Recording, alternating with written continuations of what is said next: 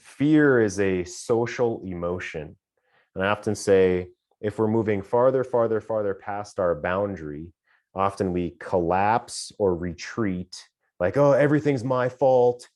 You're right. I'm such a bad person, or just avoid and stonewall, or we explode in anger because we feel like helpless and we can't affect our environment. And so this anger is an emotional, it's a social emotion, right? Like I say, if you hit your own thumb with a hammer, it hurts.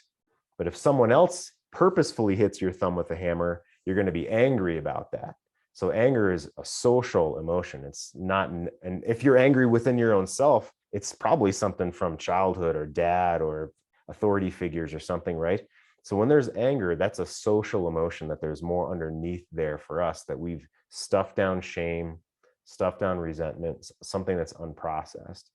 And so for me, that's a huge key. And I have to practice every day too. I'm right there with you. So we're not trying to invest in outcomes, we're trying to invest in people. The person invested in outcomes is looking to preserve what they have and fears losing everything if outcomes aren't met. The person invested in people is looking to help themselves and others grow into the best life possible.